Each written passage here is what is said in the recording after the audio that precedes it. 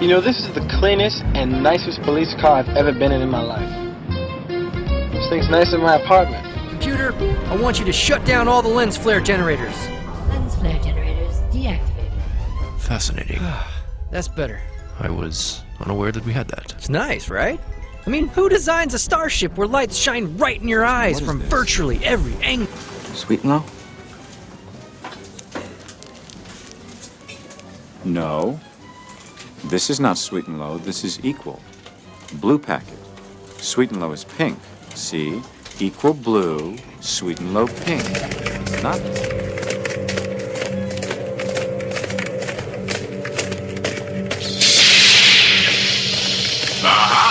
Darth Vader, if only you could be so bold. The Imperial Senate will not sit still for this. When they hear you've attacked a diplomat... I know you have been inconvenienced, and I'm prepared to compensate you. Shall we say $1 million American dollars? Very well then, $2 million.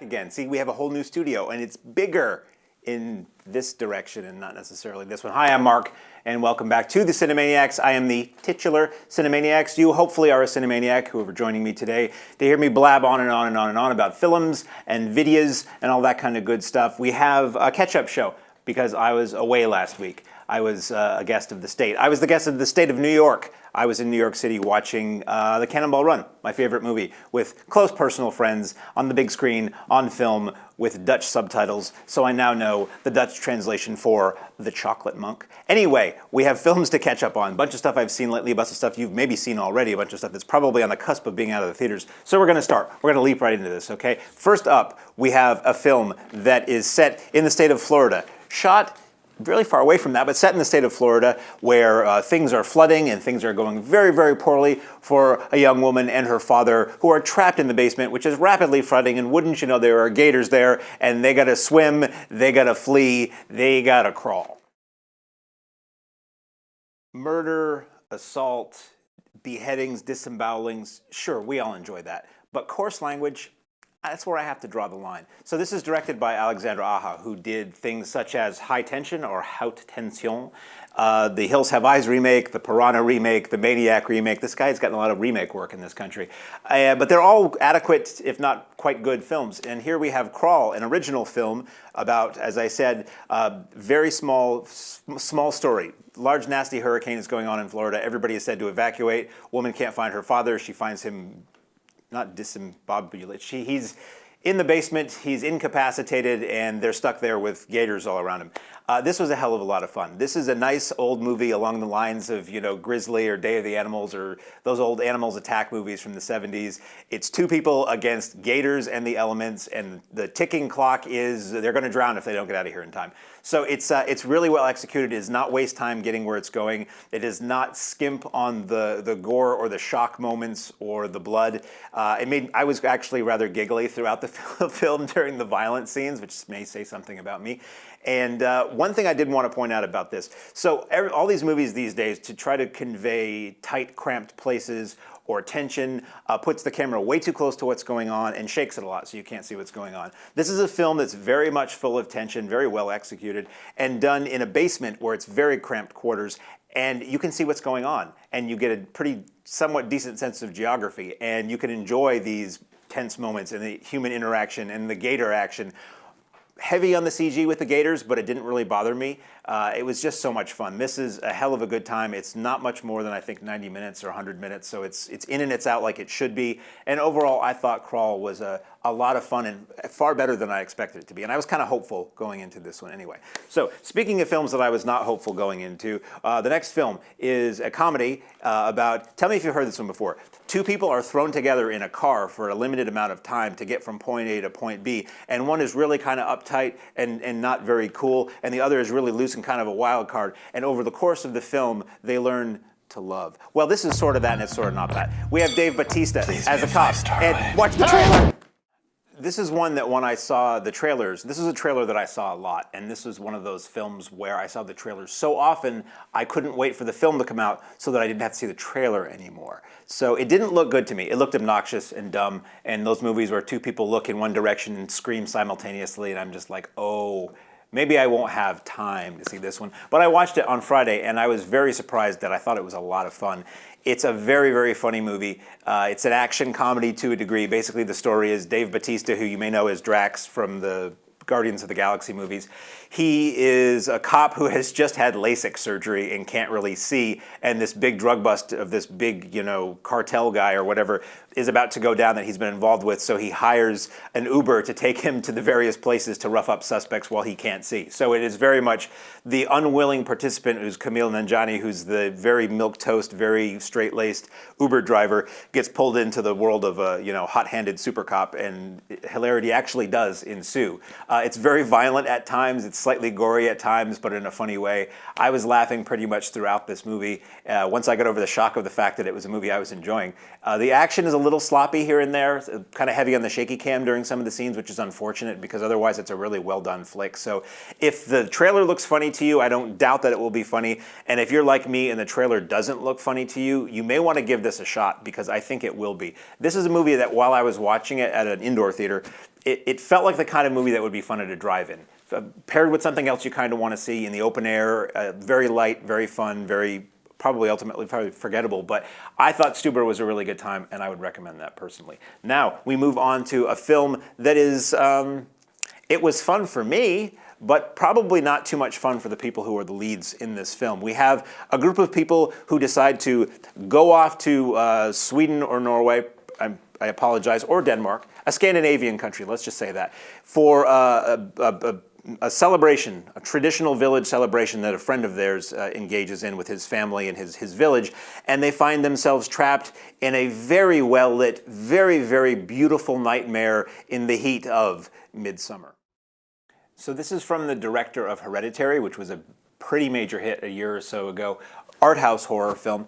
This, I would say, is art house horror as well, although I think because of the simplicity of this film and the pace of this film compared to Hereditary, it's probably more likely to be a mainstream theater hit or more accessible to regular audiences. So again, the story is this woman who's suffered a family tragedy, the biggest you can imagine that I won't get into, and who's had an off-and-on relationship with this guy that's sort of shaky, goes with them to Sweden to go to this festival that happens every so many years, as the trailer said, and they find themselves trapped by benevolent-seeming people who maybe are not so benevolent as they may outwardly appear.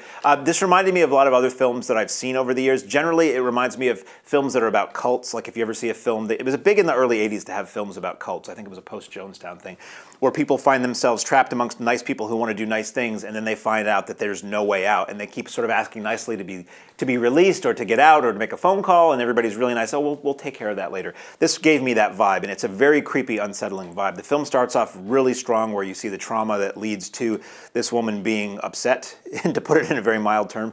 And then there's this underlying tone of dread. I mean, you kind of know what you're getting when you go in to see this movie, so it's not too much of a shock. But if you go in sort of blind, or if you go in not knowing too much about it, when the big wow moments happen, they're very shocking. And Hereditary was very good with that too. I didn't particularly care for Hereditary overall. This film I liked a lot better. There are people who loved Hereditary that don't like this. You don't have to like one to like the other. They're not really connected other than the same person made it. It's gorgeously shot. It's very brightly lit, very flowery and pastoral and all of that. And it's just this amazing sense of dread while people are being very calm and smiling. It is extremely very violent at times, it's very gory at times. It's shockingly gory at times, and I think that's something where a horror audience will probably be pleasantly surprised, and a mainstream audience will be shocked or revolted, depending on your temperament. But I thought this was really well executed. It was it was a nice sense of dread and creepy. It wasn't too long. It was long. It was 2.5 hours, but it didn't feel long, and that was pretty impressive to me too. Apparently this film is doing well enough that for home video there's going to be an even longer version with maybe another half hour of stuff. So I would say, I would also recommend Midsommar. If you're into a horror film that has very, very pretty images until they're really not pretty, that's in theaters now. It may not be in a lot of multiplexes, but it's something that I think will eventually make its way around like Hereditary did. I do want to mention, we are, as I'm recording this right now, we are streaming this live on Facebook. So if you're one of the 3 people watching this live on Facebook, taking time out of your busy day to watch this fool, thank you. We're going to try to keep doing this. This is new technology that we have here at the studio. So every Monday around 1 o'clock Eastern time, we will try to send this signal out to Facebook and see what happens. It should get recorded and maintained there. If not, I will post the show to Facebook like I always do. Doing it this way, you get to see the trailers, for what that's worth. For YouTube and Facebook, I generally can't put the trailers in there. So the Facebook URL is there if you want to see our Facebook page in general, where I post links to interesting screenings and links to reviews and links to film history and info and links to sales that are going on. If you're like me and you just buy more films than you will actually survive this life to be able to get around to watching, that's the place to do it. So we have more movies to talk about. Funny enough, because I've seen a few things. We have the newest Marvel movie. We're about a Marvel movie every 2 weeks at this point. Here we have everybody's favorite youthful web-slinger back again. This takes place after the events of Avengers Endgame, which is still in theaters too. So I would highly recommend seeing Endgame if you care about Marvel movies before you see this film, because it will spoil some pretty huge things and it ties into Endgame a lot. So we have Peter Parker back, and he is still that awkward teenager who is in love with a girl he's afraid to tell, and he and his class are going on a trip to Europe where trouble seems to follow him. He doesn't want to be this guy anymore, but he finds himself once again being Spider-Man far from home.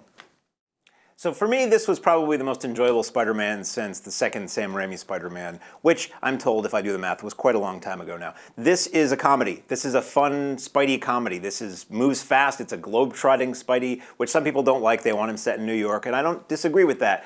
I grew up reading the Spider-Man comics, watching the Spider-Man Spidey stories, super stories, whatever they call them, on the Electric Company.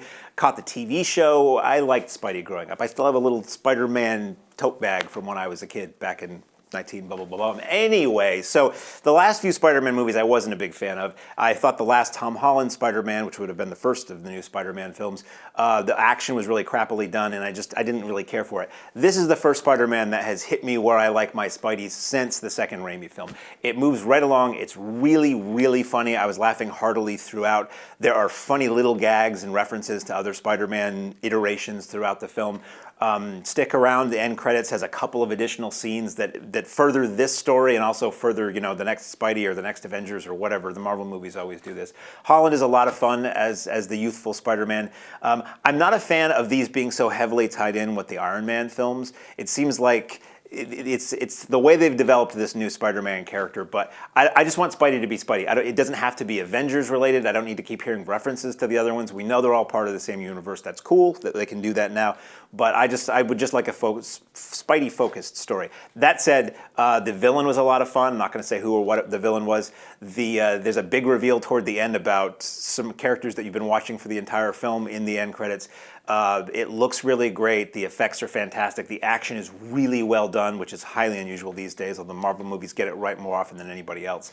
And I can't say much more than that. If you've wanted to see this movie, I'm coming to this party really late. You've already seen this movie. If you haven't seen it yet, I would highly recommend it. I think it's better than a lot of what we've seen for Spider-Man in a long time, and it gets me excited for more. Like, I don't want to wait a long time for the next Spider-Man movie. So he is far from home. He is in theaters now, and he will be probably for a little bit longer. Now we come to a film that is one that I was kind of dreading. I'm going to admit that. Okay, I'm a huge Beatle fan. It is part of my DNA. It is part of who I am. I cannot divorce that from me. And when you do something new with their music or their story or anything, I'm a little critical of it. So I saw the trailers for this movie, and I'm like, why do I want to see somebody else sing Beatles songs? And, well, I'll tell you what I thought anyway. So we have a guy. Basically, the deal is this. This is a musician who's been struggling to make it for many years. He's not getting anywhere. He decides to give up. He's riding his bike home one night. All the lights in the world go out. He cracks his head. He wakes up, and nobody has heard of the Beatles but him. So he's like, well, I know all the words to these songs. Why not see if I can get anywhere with those? He is immediately hailed as a genius, and the rest of the film is him trying to struggle internally with, this is not my work, but I'm getting all the credit for it. The film is entitled, directed by Danny Boyle, who did things like Slumdog Millionaire and Trainspotting and other films. This is Yesterday. I loved it. I didn't think I would. I was kind of went in with crossed arms, but it's so well done. It is really, really funny. It's gorgeously shot. The music, I mean, come on.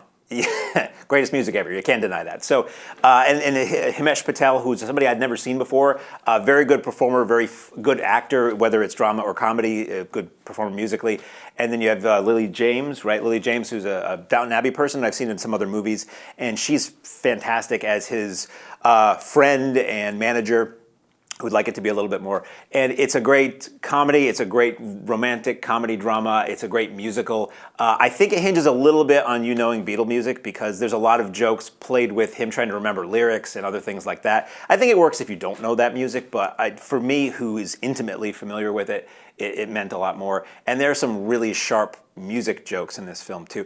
I can't say enough about how much I love this movie. I would go see this again right now. And I may, if I'm not here when we come back from the next trailer, I may be off seeing this movie again. This has been in theaters for a while. It's a small movie. It's going to get pushed out probably very quickly by Lion King and some of the bigger releases that come out. So if this sounds interesting to you, like an intelligent, smart, sweet, grown-up drama, comedy, musical, I would highly recommend you go see this maybe before this weekend because I'm not sure, unless you've got like a 16 or a 20-plex near you, this may be gone sooner than later, which is a shame because it's a quality piece of work, as they say.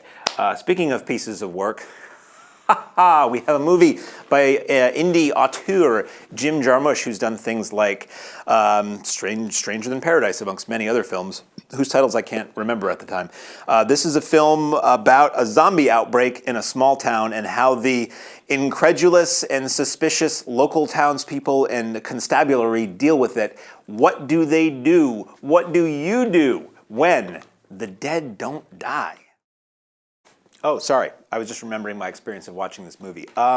This is an example of brilliant marketing because this trailer and all the marketing for this film has made audiences think this is a fast, frenzied, fun, violent, it's another Shaun of the Dead, it's another Zombieland, zombie comedy, and it's not. This is a Jim Jarmusch movie. Jim Jarmusch makes Jim Jarmusch movies. And if you don't know what that means and you think it's going to be like those other movies I referenced, you might not like this film. I know what Jim Jarmusch movies are, so I went in expecting a slow, quirky, indie, oddball kind of film, and I guess that's what it was, but maybe that marketing stuck in my head because it wasn't funny to me. It was very slow moving. The cast act more like zombies than the zombies do.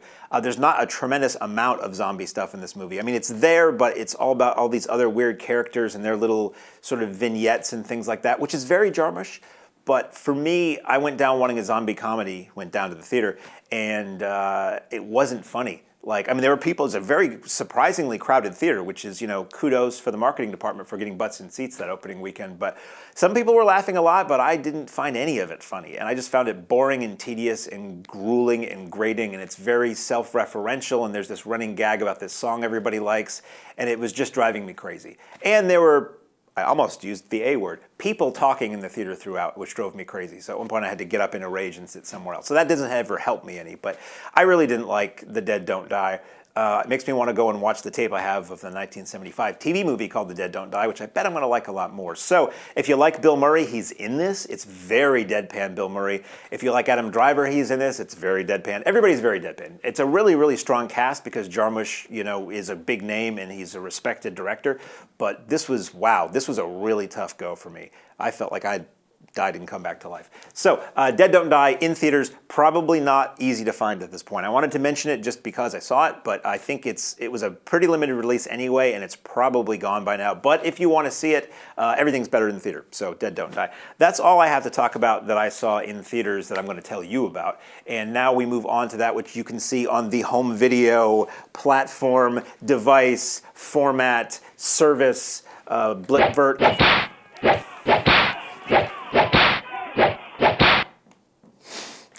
And boxing chimps. How could I forget the boxing chimps? I thank the folks in the booth for reminding me indeed that there once was in this world, when it was a tenderer time, boxing chimps. Now we move on to a film that, oh no, wait, this isn't on video. This is actually in theaters. I messed up my list. Anyway, we're going to talk about it anyway. So you remember the movies about those guys who wore shades and had a little pen, they flash and you forget things? Well, they made another one of those movies, but with different guys in it. And it's not only guys, it's a guy and a lady. This is Men in Black International. I was never a crazy huge fan of the Men in Black films. I've enjoyed all the ones that I've seen, and 3 was surprisingly strong considering it was arguably, one movie too many at that point. But it's never one movie too many if there's money to be made or it's a property anybody remembers. So we have a new Men in Black attempting to start a new cycle or a new series with these new characters, which is fine. It doesn't really offend me in any way. I don't hold these terribly dear, so the idea of another one is fine. To me, these movies are like bubblegum, as I often say about films. They are something to enjoy the flavor of while I'm experiencing it, and when it's done, I discard it and I never really think about it again. So in that term, as somebody who's not a Men in Black scholar, if you will, Men in Black International was fine. This is, again, a movie that probably would be well to drive in. If you could see Stuber and Men in Black International together at the drive-in, that would be a really good night. So I saw this several weeks ago, the weekend it came out. I don't remember a lot about this other than I watched it and it was pretty and the effects were fun and good and the aliens were cute and funny and the action was fine. So I say Men in Black International is fine. If you are taking a kid to it, there's no real problem with that. There's nothing offensive in there. These are essentially, kid or teenager movies, really, or those for those with the mindset of that, of which I am one. So Men in Black International is still out. It's still in theaters. It's still fine, I think. I would watch more of these. It was kind of cool to see Tessa Thompson and Chris Hemsworth together again because they were characters in Thor Ragnarok and some of the Avengers movies. So that was kind of fun. It didn't occur to me until about halfway through the movie that they'd worked together before. Anyway, that's Men in Black International, and that's actually still in theaters despite all that crap I said about home video. Now, remember that crap I said about home video? We'll apply that crap to all the stuff we're going to talk about now. Now we have a movie, speaking of superhero movies, we have a movie that is incredibly confusing to a lot of people with this title. It was incredibly confusing in the theater when I went to see this. So I'm going to say the word, don't cut to the clip yet. You have this character named Captain Marvel, and he was basically a Superman knockoff. And eventually Marvel or DC said, don't call him that anymore. We have a or Marvel or DC, whatever. Marvel said, we have a Captain Marvel, you can't use this. So then he became this character known as Shazam. Don't roll the clip.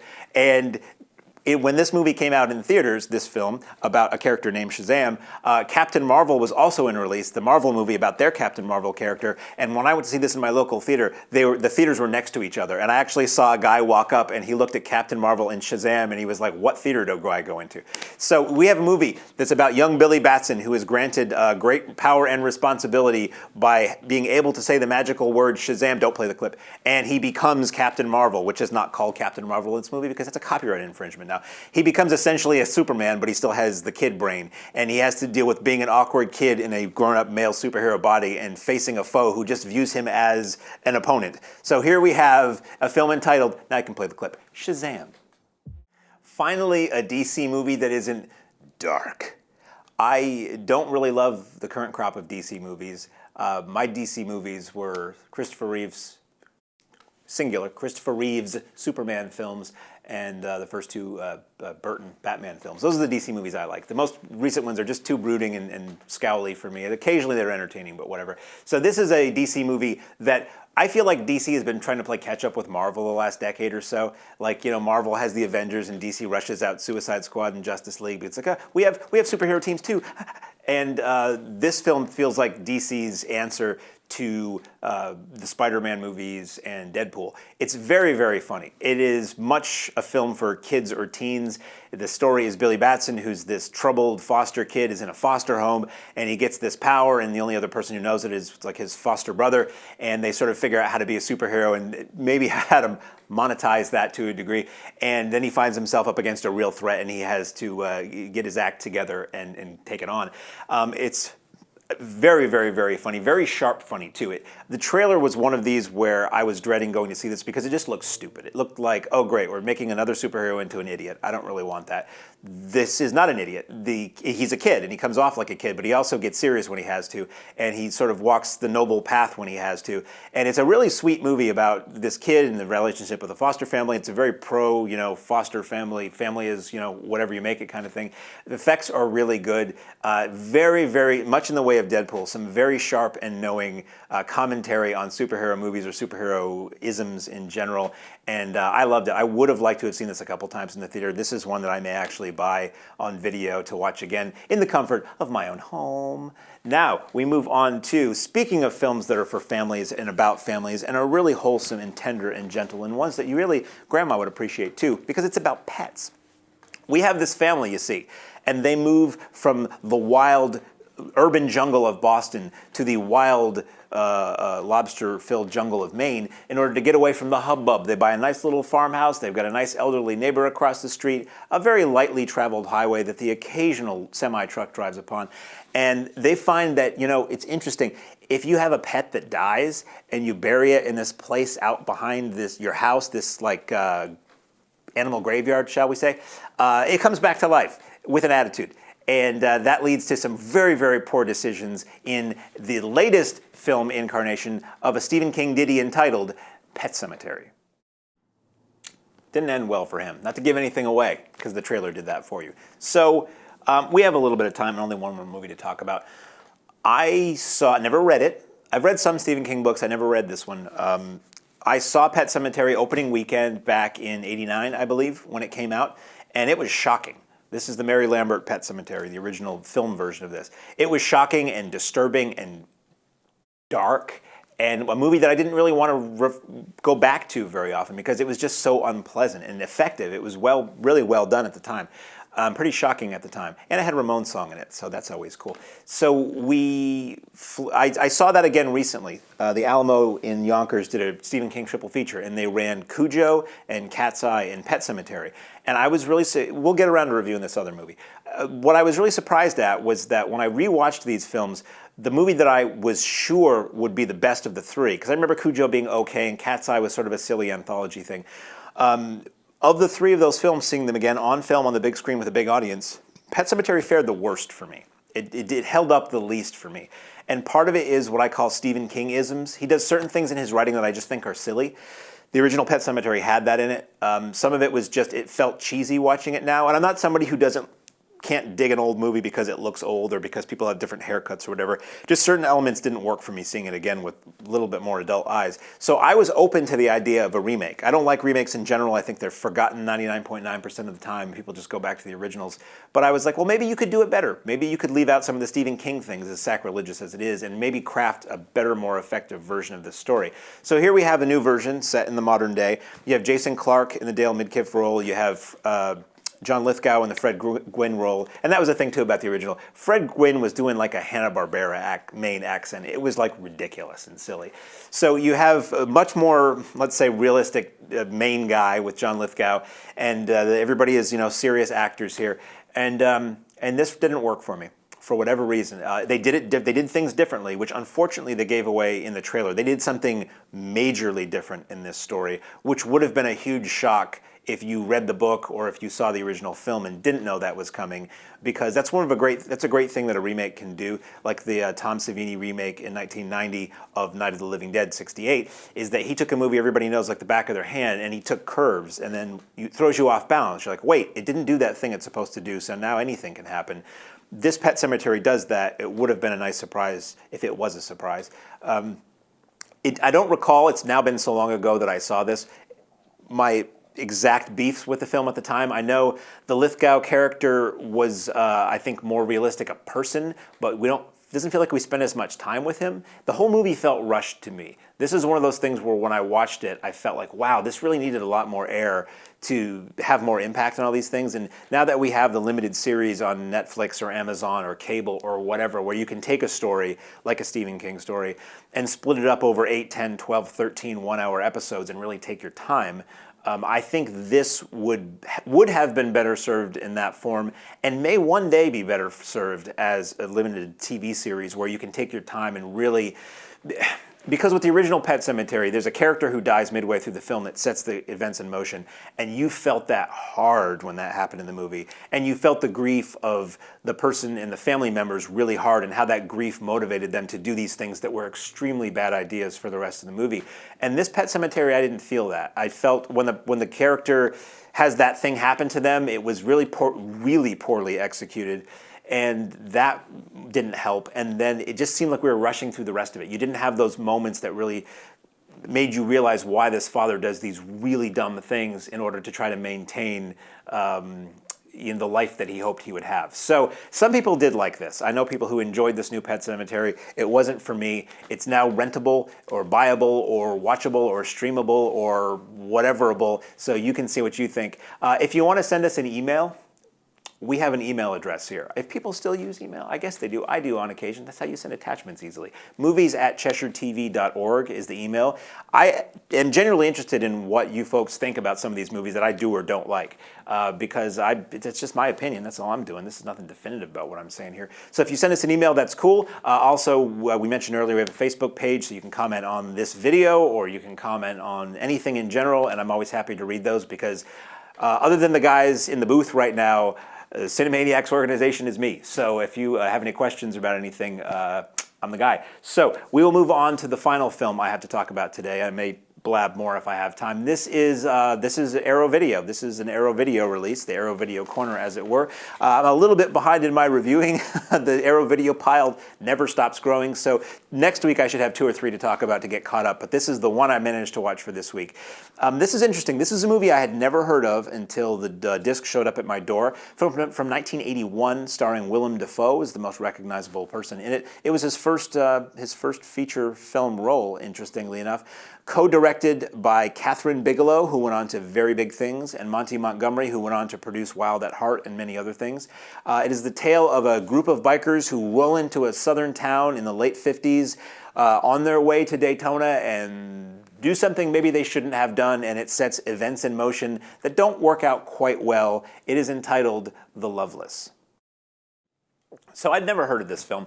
And this is one of those things where a film comes out like this, and I'm like, I need to go and look up and see what the old video box looked like, because I probably laid eyes on the video box cover a million times as a kid, but I just never would have rented it. This is an odd one. I didn't really like this. This is very much an indie movie. Kind of felt a little like a high-end student film to me in terms of the acting and sort of just how it was put together. The transfer looks amazing. This is Arrow, so you know that. This movie was shot around 1981 or so. It does not look like 81. I had to keep verifying that that's when this was from because it looks so good. I mean, it's set in the 50s, so it's got the throwback look as far as clothes and hairstyle and cars and decor. But it really, if you told me this was made in 1994, other than Willem Dafoe looking that young, I would have believed you because it looks so good. It's loaded with extras. It's got a commentary by Monty Montgomery. It's got multiple making-ofs, interviews with the cast and crew. It's really pretty loaded if you're into this film. So basically, it's like a throwback 50s story of outlaw bikers, not a biker gang, just guys in leather who are bikers who roll into a town and the straight-laced people don't like them and there's conflict and all that. But the whole time I'm watching, I'm like, is this supposed to be funny? Is this supposed to be a spoof? It felt very much like we're playing 50s. Like it didn't really feel authentic to the period. Like they really tried it with probably the resources they had the best they could, but it really felt like people who were cool trying to be like 50s people. So it was not a film for me. It was pretty much a straight drama with sort of some tragedy mixed in. Certainly, well done for the means they had at the time, but I think both Bigelow and Montgomery went on to far, far better things than this. I think this is mostly a curio for people who want to see how these people started out and how Dafoe started out, not too far away from what he would do in Streets of Fire, a year or so later. So The Loveless is out now on Blu-ray from Arrow Video and in stores, online, wherever you would find it. That's pretty much going to be all for me for this week. I had a lot of fun last weekend. I was at the Mahoning Drive-In Theater, which is where I am most of the time, and we had VHS Fest 3, which is a place where people sell VHS tapes and buy VHS tapes and show VHS tapes on the big screen, and it was the biggest weekend we've ever had, and it was insane, so it'll be back next year.